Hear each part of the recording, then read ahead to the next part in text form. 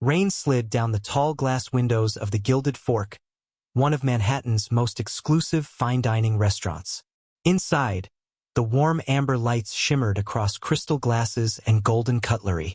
The soft hum of jazz floated through the air like silk, blending with the low murmur of polished conversation.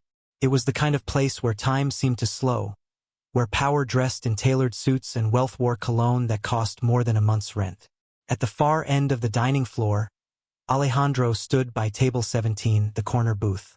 He adjusted his black tie for the fourth time that evening. He always did that before serving a difficult guest.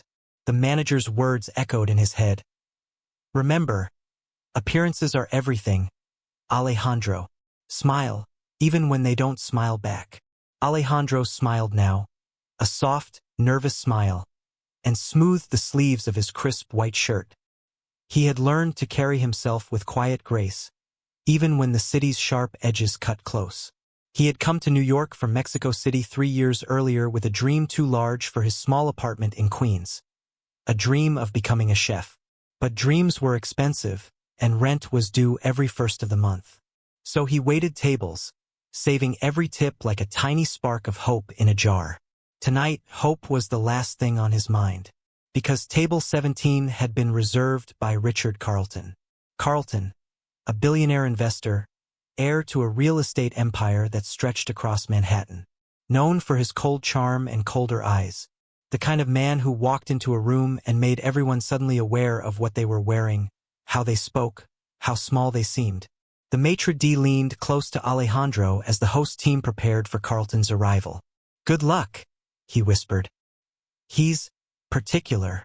Alejandro nodded, though his palms were already damp. He knew what particular meant. It meant cruel. At 8:06 p.m., a black Bentley slid to a stop outside the restaurant. A valet opened the door, and Richard Carlton stepped out, a silver-haired man in a charcoal suit, his expression carved from marble. He checked his watch, a custom Patek Philippe, and entered without a word. When Carlton reached the corner booth, Alejandro greeted him with his practiced warmth. "Good evening, sir. Welcome to the Gilded Fork. My name is Alejandro. I'll be serving you tonight." Carlton's eyes drifted up from the menu. Cold, assessing. "Alejandro," he repeated slowly, his voice tinged with mock curiosity. "That's exotic. You're not from around here, are you?" The words carried the weight of insult disguised as politeness. Alejandro kept his composure. "No, sir. I'm originally from Mexico City." Carlton chuckled. "Ah, thought so." The accent gave it away. He leaned back in the booth, resting an arm across the velvet cushion. "Well, let's hope your service is better than your English." A faint flush crept up Alejandro's neck. But he didn't break. He'd been through worse. "Of course, sir," he said quietly. "Would you like to start with sparkling or still water?" Carlton smirked. "Just don't bring me tap water, amigo.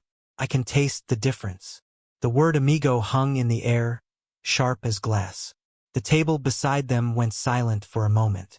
A woman in pearls glanced up from her meal, then looked away quickly. Alejandro nodded and turned to fetch the order. His steps were steady, but inside his thoughts stormed. He remembered his mother's words before he left home. "Dignity is the only uniform you never take off." He held on to that now like armor. When he returned with the water, Carlton was scrolling on his phone, smirking at something unseen. "You know," he said without looking up, "I have a rule about dining out.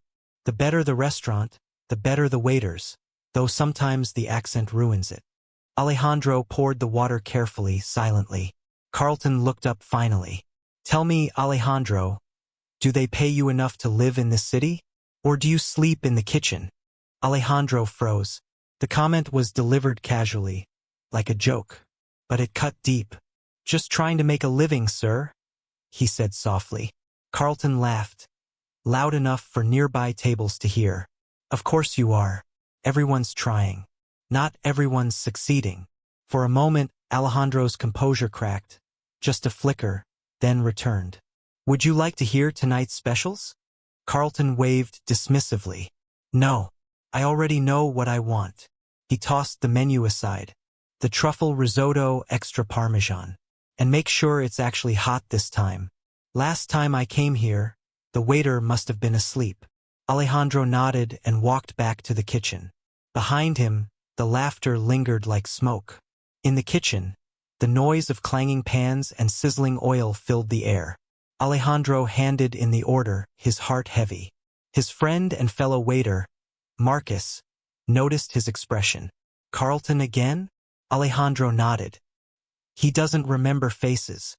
Only people he can talk down to. Marcus sighed. "Hang in there, man. Guys like him, they think money makes them gods. But everyone bleeds red." Alejandro gave a faint smile. "Yeah, everyone bleeds." 30 minutes later, the risotto was ready. Alejandro carried it carefully, making sure the plate looked perfect, a small rebellion of pride. When he placed it in front of Carlton, the billionaire glanced up and sniffed slightly. "It smells decent," he said. "Let's see if it tastes like it." He took a bite, then frowned. Alejandro felt his pulse quicken. "Is everything all right, sir?" Carlton looked up slowly. "Did you make this?" "No, sir. Our head chef prepared it." Carlton smirked. "Good, because if you made it, I'd send it back." The room fell quiet again. Alejandro felt the burn of humiliation in his chest, but he bowed slightly. "Would you like anything else, sir?" "Just the check," Carlton said, waving him off. "I have somewhere important to be, unlike some people." Alejandro nodded, retreating to the counter. His hands trembled slightly as he printed the bill. When he returned, he placed it gently on the table. Carlton didn't even look up as he slid his black credit card across the folder. Alejandro froze. The name on the card, embossed in gold, caught his eye. Alejandro Carlton. He blinked. Surely it was a coincidence. But there it was again. Same surname. He looked up at Carlton, who was typing on his phone. The billionaire noticed the pause. "Something wrong?" he asked, eyes narrowing. Alejandro hesitated. "No, sir," he said quickly, but curiosity gnawed at him. As he walked to the payment terminal, he glanced at the card again. The birth date printed on it, 1983, same as his, and beneath the magnetic strip, a faint signature, one he had seen before. He processed the payment silently, the restaurant fading around him. His heart pounded in his chest. When he returned the card, Carlton smirked again. "Don't look so nervous, amigo. It's just a credit card, not a winning lottery ticket." Alejandro forced a polite smile. "Of course, sir." But as he placed the receipt before Carlton, his eyes caught one more thing. A small, almost invisible family crest engraved in the corner of the card. A crest he recognized from an old photograph. The one his mother kept hidden in a drawer when he was a boy. Couldn't be. But deep down, Alejandro felt the truth rising like a ghost from the past. The man in the corner booth, the man who mocked his accent and sneered at his dreams, was not just a customer. He was his father. Carlton left a $5 tip, a cruel insult in a restaurant of that class, and walked out into the night, unaware that he had just torn open a secret buried for decades. Alejandro stood frozen by the table, the credit card still warm in his hand. Outside, the rain fell harder now, washing the city in silver. Inside, Alejandro's world began to tilt, piece by piece, as he whispered under his breath, "After all these years, it was you." He tucked the card slip into his pocket, proof of the secret he never asked for, and turned toward the window, where the Bentley's taillights disappeared into the dark. And for the first time in years, Alejandro didn't know if he wanted to cry or fight back. The rain followed Alejandro home that night. It beat against the windows of his small Queens apartment like impatient fingers. He tossed his jacket over a chair and sat down heavily at the edge of his bed. The city outside was a blur of neon and wet asphalt, but his mind was far away, trapped in that single burning image. Alejandro Carlton. He could still see the golden letters on the credit card. His name. His name. For years, his mother had told him very little about his father. "He left before you were born," she'd say, her eyes soft but guarded. "He wasn't ready to be a father." That's all you need to know. He had accepted that. He had built his life on that small, simple lie, one that had always felt oddly heavy. But tonight the lie cracked. He stood up, pacing the small room. The fridge hummed quietly. A flickering bulb buzzed overhead. In the corner, an old wooden drawer sat beside the bed. His mother's drawer. He hadn't opened it since she passed away last spring. Now his hands trembled as he reached for it. The wood creaked softly as he slid the drawer open. Inside were a few old keepsakes. A silver cross, a faded letter, and a photograph wrapped in a piece of lace. He unwrapped it carefully, afraid it might crumble. The photograph showed a young woman standing beside a man in a dark suit. She was radiant, smiling with the same light that used to fill their small kitchen when she cooked.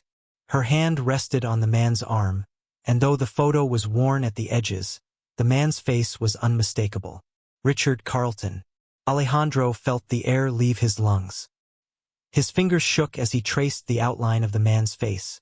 The same silver hair now, only younger, sharper. So it was true.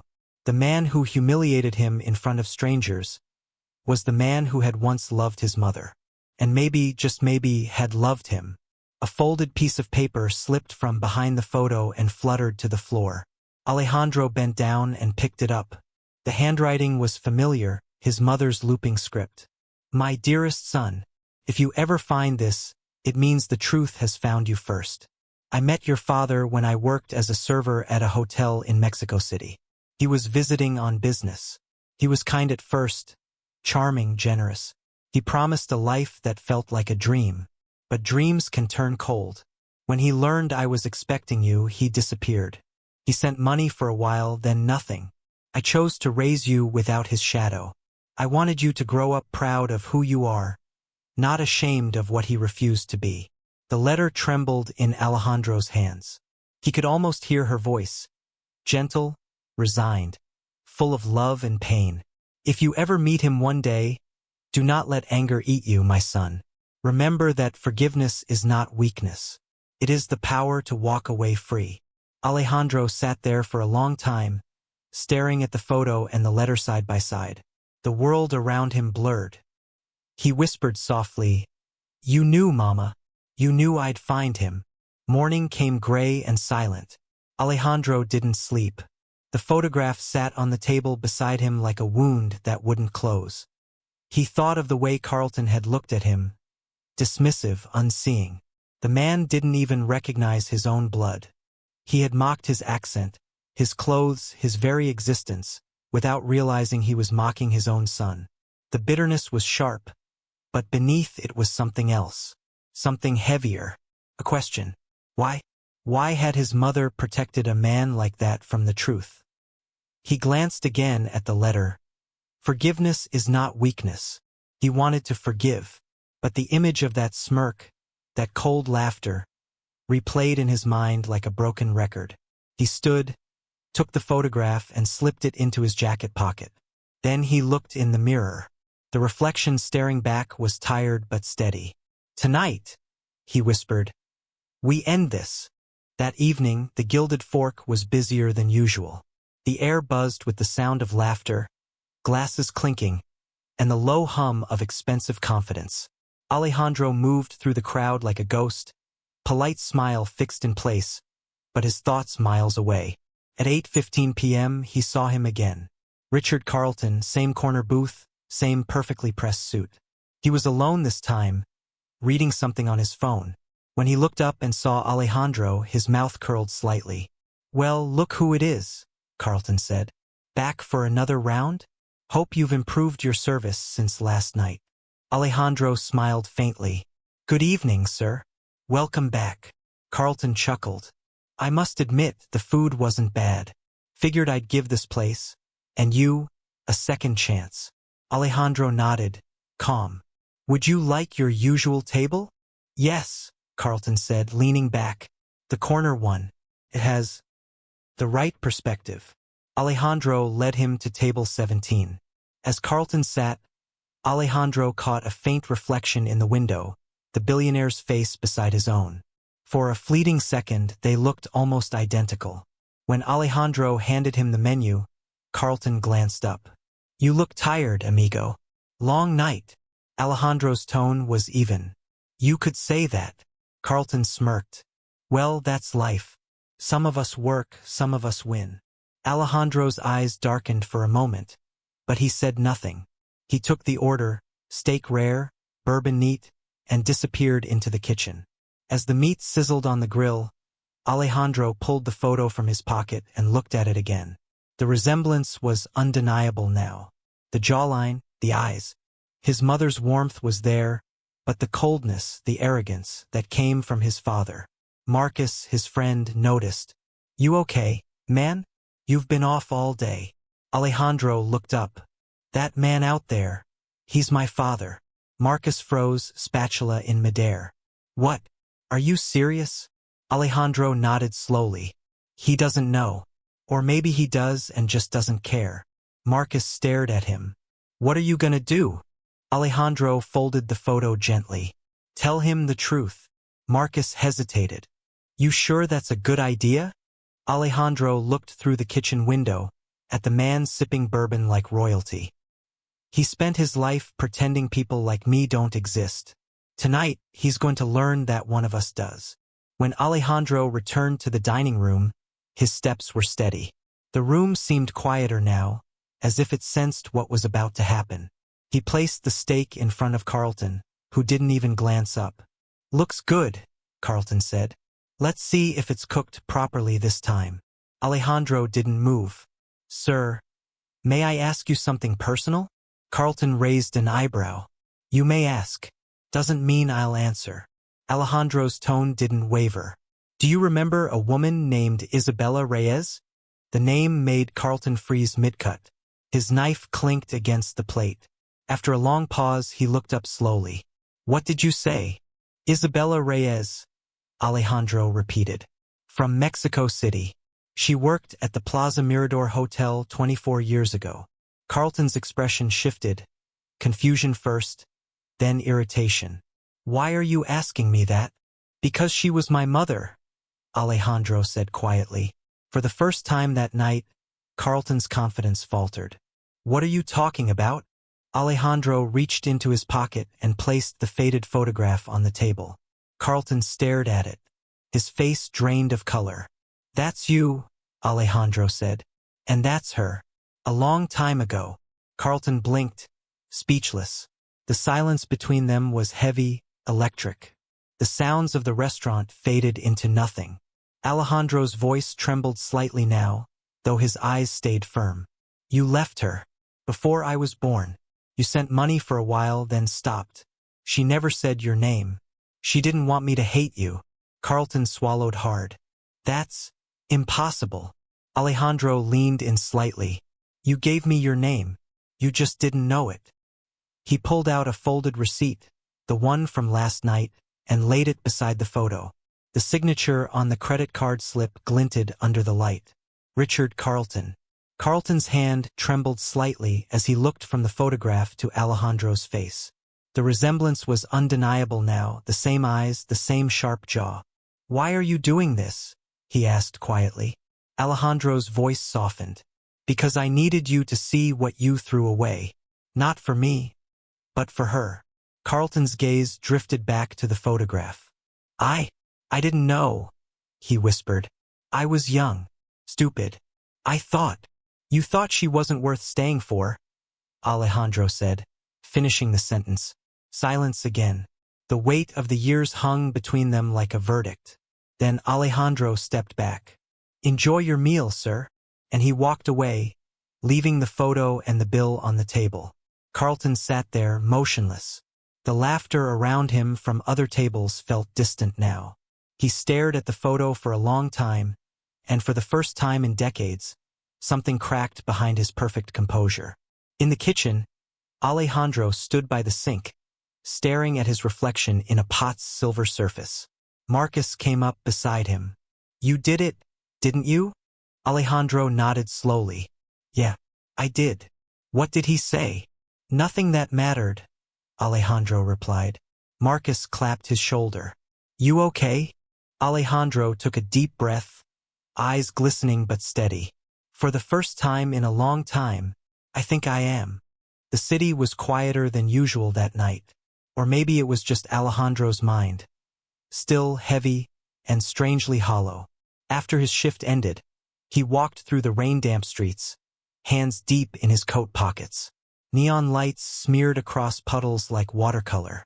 He didn't know where he was going, only that he needed air, needed space between himself and the storm of emotions still swirling inside him. The confrontation had lasted only a few minutes, but it had replayed in his mind for hours. His father's face, the shock, the disbelief, the regret that came too late, was burned into his memory. He'd spent his whole life wondering what he'd say if he ever met the man who abandoned them. But when that moment finally came, all he felt was tired. Tired of carrying the ghost of someone who never stayed. He stopped by the East River and looked out over the dark water. The city shimmered beyond it, alive and indifferent. Somewhere out there, Richard Carlton was probably sitting in his penthouse, a glass of bourbon in hand, wrestling with the weight of his own reflection. Maybe that was enough. But deep down, Alejandro knew it wasn't over. The next morning, he woke to a knock on his apartment door. When he opened it, a tall man in a black suit stood in the hallway, holding a sleek envelope. "Mr. Alejandro Reyes?" Alejandro hesitated. "Yes." The man handed him the envelope. "Mr. Richard Carlton asked me to deliver this personally." Before Alejandro could respond, the man nodded politely and walked away. Inside the envelope was a letter, handwritten in a bold, elegant script, and a smaller sealed note beneath it. Alejandro sat at his kitchen table, heart thudding as he unfolded the first page. "Alejandro, I didn't sleep last night. I don't know what I expected when I saw you again, or when I realized who you were. I know I have no right to ask for your forgiveness, but if you'll allow me, I'd like to explain. When I met your mother, I was not yet the man you saw at that restaurant. I was young, hungry for success, and terrified of weakness. She was light in a life that was already too dark. When she told me she was pregnant, I panicked. I thought a family would ruin everything I was trying to build. I told myself I'd come back one day. But the truth is, I never did, because I was ashamed." Alejandro stopped reading for a moment. The words blurred slightly. "Your mother deserved better than the man I was. She gave you everything I could not. And you carry her strength. I saw it in the way you stood before me, the way you spoke. I mocked you without knowing I was mocking myself. I can't undo what I've done, but I want to make things right, even if it's just a little." Attached beneath the letter was a folded document, a check. Alejandro didn't need to open it to know what it was. The numbers written there probably had more zeros than he could count. He stared at it for a long time. Then he set it aside. Beneath the letter was the smaller note. He hesitated, then tore it open. Contained only 5 words, written shakily. "I want to see you." That evening, Alejandro found himself standing in front of the Carlton Tower, a skyscraper of glass and steel that reached into the night sky. The irony wasn't lost on him. The man who had once built towers to the heavens now sat at the top, looking down on everyone else. He took the elevator to the 52nd floor. A private assistant led him into a penthouse office overlooking the city. Richard Carlton was there, alone, seated by the window, a shadow framed by skyline lights. When he turned, his eyes were tired. The arrogance was gone. The suit, though still expensive, seemed to hang loosely on him. "Alejandro," he said softly. "You came." Alejandro nodded. "I almost didn't. I wouldn't have blamed you," Carlton replied. "Sit, please." Alejandro remained standing. "You wanted to see me." Carlton sighed, clasping his hands together. "I wanted to look at you without the noise, without the arrogance. You deserve at least that." The silence stretched. Outside, thunder rumbled faintly. "I was cruel to you," Carlton said. "At that restaurant, I saw someone confident, proud, and for some reason it made me feel small. I lashed out. I've done that all my life, to people who didn't deserve it." Alejandro's gaze was steady. "You hurt her. My mother." Carlton closed his eyes. Yes, and I've regretted it every day since she left. I didn't know she had a son. I swear to you, Alejandro, if I had known. Alejandro cut him off gently. You would have done what exactly? Been a father? Walked into my life and fixed everything. Carlton's voice broke slightly. I don't know. Maybe I would have tried. For a long moment, neither spoke. Alejandro looked around the room. The marble floors, the paintings, the quiet hum of wealth that filled every corner. You have everything, he said. And yet, you came to a restaurant just to belittle someone like me. Why? Carlton swallowed. Because I forgot what it's like to feel human. Alejandro took a deep breath. Then maybe that's your punishment. Remembering. Carlton's eyes glistened. You sound like her. Alejandro smiled faintly. She had a way of teaching without raising her voice. Carlton reached for something on the desk. A small silver pendant. He held it out. She left this behind, he said softly. Your mother gave it to me before I left Mexico. I kept it all these years. I don't know why. Maybe guilt. Alejandro looked at it. The small cross, delicate and worn. He recognized it instantly. His mother had worn it in every picture he had ever seen of her. He took it slowly, feeling the metal warm against his palm. She forgave you, he said quietly. She told me not to hate you. Carlton's voice trembled. Do you? Alejandro paused. I did. For a long time. But I realized hate keeps you tied to the past. She wanted me to live free of that. Carlton looked away, his eyes misting. You sound like a better man than I ever was. Alejandro shook his head. No. Just one who learned from someone better. For a long while, the two men sat in silence. Father and son. Strangers bound by blood and years of distance. Outside, the rain began again, tapping softly against the glass. When Alejandro finally stood, Carlton rose too. Will I see you again? He asked. Alejandro hesitated. Maybe, someday. But not until you learn how to see people. Not as less than you, but as equals. Carlton nodded slowly, understanding. As Alejandro reached the door, Carlton called out one last time. Alejandro, he turned. Thank you for not walking away angry. Alejandro offered a faint smile. Thank her for that. I just carried her grace. Then he left. Outside, the night air felt different. Lighter somehow. The rain had stopped, leaving the streets glistening under the streetlights. Alejandro looked down at the silver pendant in his hand, the city's reflection dancing in its small curve. He whispered softly, We're free now, Mama. And as he walked toward the subway, back toward the noise, the life, and the dreams waiting to be rebuilt, the faintest trace of a smile crossed his face.